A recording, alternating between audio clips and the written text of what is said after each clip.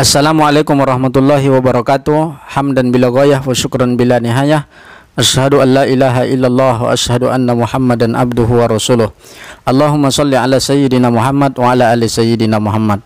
Bapak Ibu mahasiswa, mahasiswi yang berbahagia, bersyukur kita kepada Allah dengan ucapan alhamdulillahi rabbil alamin. Bersalawat dan salam Allahumma salli ala sayyidina Muhammad wa ala ali sayyidina Muhammad. Baik, menyambung pertemuan kita di pertemuan yang kemarin, sudah kita membahas metode 30T, metode 30 metode yang berawalan huruf T, dan dia semua dari bahasa Arab. Masuk kita kepada metode yang ke-11. Metode dalam strategi pembelajaran fikih yang ke-11 itu adalah metode tarwih, memberi penyegaran fisik dan mental, ya. Metode tarwih atau tarwih ya, sholat ada namanya sholat tarwih, sholat yang menyegarkan, sholat yang ar-rohah, sholat yang tidak dilakukan dengan cepat-cepat, di mana seorang guru memberikan penyegaran kepada mental siswa, guru memberikan penyegaran kepada fisik siswa, baik rohaninya maupun jasmaninya. Di tengah-tengah kejenuhan belajar, nanti seorang guru mampu menggairahkan siswa dalam belajar lagi, mampu memberikan umpan balik kepada siswa. Mereka yang jenuh ketika belajar itu mampu lagi beradaptasi, semangat dalam pembelajaran, semangat dalam pembelajaran fikih. Ini yang disebut dengan metode yang ke-11, metode tarwih. Diharapkan kepada guru agar mencari wawasan-wawasan bagaimana caranya menyenangkan siswa, rohaninya maupun jasmaninya. Ketika siswa itu sudah jenuh belajar, tapi dia tetap giat, tetap mampu mengikuti pembelajaran kita. Memang dalam ilmu psikologi, kefokusan siswa itu memang hanya 15 menit mendengarkan kita. Setelah 15 menit, 16 menit yang pertama dia akan jenuh, dia akan mencari hal-hal yang lain, dia akan bosan mendengarkan kita. Nah, dengan cara metodologi ini, dengan cara strategi ini, tarwih ini, memberikan ruang untuk guru sehingga kata-katanya didengarkan, kata-katanya bisa diindahkan, dan murid itu bisa tertarik mendengar penjelasan daripada guru tersebut. Itu yang disebut dengan metode tarwih. Kemudian metode yang ke-12 adalah metode taksir, mengurangi. Apa artinya metode mengurangi ini? Mengurangi atau meringankan beban yang semestinya dipikul oleh yang diberi tugas atau siswa, sehingga terasa tugas tadi menjadi lebih ringan dan pekerjaan atau tugas dapat diselesaikan dengan baik. Metode taksir, mengurangi tugas siswa. Biasanya kita buat dia pekerjaan rumah, mengerjakan fikih itu 10, tapi kita kurangi menjadi 5. Ini yang disebut dengan metode taksir. Atau kita dalam belajar fikih, kita berikan dia sedikit tugas, ya, sedikit tugas, jangan terlalu dibebani tugas-tugas dalam pembelajaran fikih. Itu yang disebut dengan metode taksir. Kemudian metode yang ke-13, metode tafsir, ya. Metode tafsir menjanjikan balasan yang baik. Tafsir itu artinya menggembirakan dengan menjanjikan hak-hak yang menyenangkan atau hal-hal yang menyenangkan bila mana yang bersangkutan atau siswa itu mampu mengerjakan hal-hal yang kita suruh. Tafsir, metode tafsir. Contoh, siapa besok yang berwuduknya sudah pas sesuai tuntunan hadis, maka bapak akan mengasihi hadiahnya 20.000. Ini juga metode namanya metode tafsir.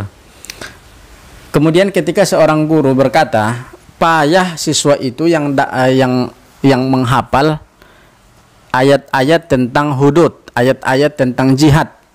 Tapi ketika guru berkata, siapa yang bisa menghafal besok atau minggu depan ayat-ayat tentang jihad, ibu akan kasih hadiah uang 50.000, sehingga berlomba-lombalah siswa tadi menghafal ayat-ayat tentang jihad.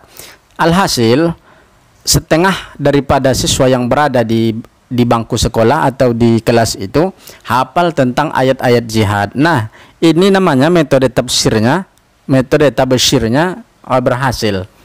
Nah, guru juga walaupun tidak hal-hal yang bersifat materi, finansial, tapi juga bisa kepada benda-benda atau buku atau alat-alat tulis lainnya.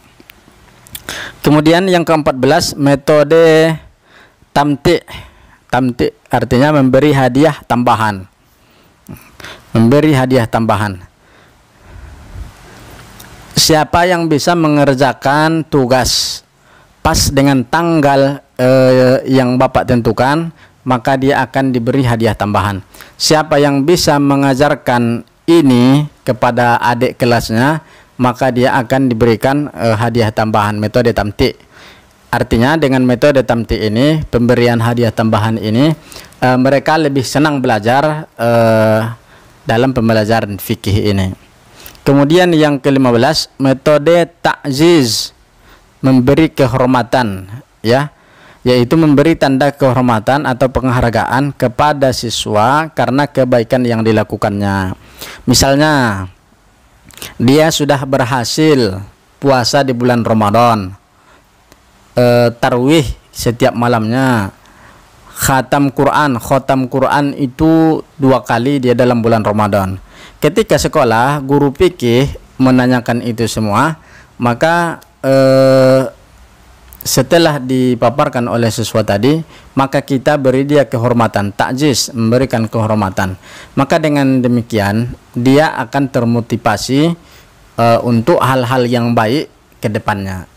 Nah, metode ta'ziz ini sebenarnya sangat erat kaitannya dengan keberhasilan di dalam pembelajaran fikih. Ketika dia sudah mampu menghafal ayat-ayat jihad tadi, seperti yang kita pelajari, tata cara umroh, tata cara haji, kemudian kita berikan dia penghormatan, kita akui dia, kita tepuk tangan untuk dia karena dia sudah bagus menjawab.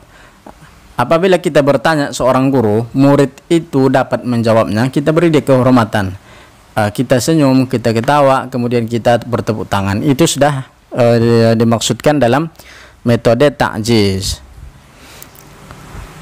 Saya rasa itulah pertemuan kita pada kesempatan yang berbahagia ini. Kita ulangi dari awal pembelajaran kita ini. Yang pertama, metode tarwih, memberi penyegaran kepada siswa baik secara jasmani dan rohaninya. Kemudian yang kedua, metode taksir, mengurangi bebannya. Jangan dikasih dalam pembelajaran fikih ini siswa banyak mengerjakan PR. Yang ke-13, metode tabsyir, menjanjikan balasan yang baik. Kalau kalian bisa menghafal ini, Bapak kasih ini. Kemudian yang ke-14, tamti', memberi hadiah tambahan dari yang semestinya. Kalau dia sudah juara, diberikan dia hadiah, tapi kita tambahi lagi hadiahnya, sehingga dia makin semangat. Yang ke-15, metode ta'ziz, memberi kehormatan. Kita hormati ya, berikan kehormatan ketika dia sudah bisa menjawab pertanyaan kita atau sudah bisa melakukan hal-hal yang kita pelajari. Bapak rasa sampai di sini perjumpaan kita. Mudah-mudahan ada manfaatnya dan bisa kita amalkan dalam kehidupan kita dalam pembelajaran ketika kita nanti sudah menjadi guru. Amin ya rabbal alamin. Assalamualaikum warahmatullahi wabarakatuh.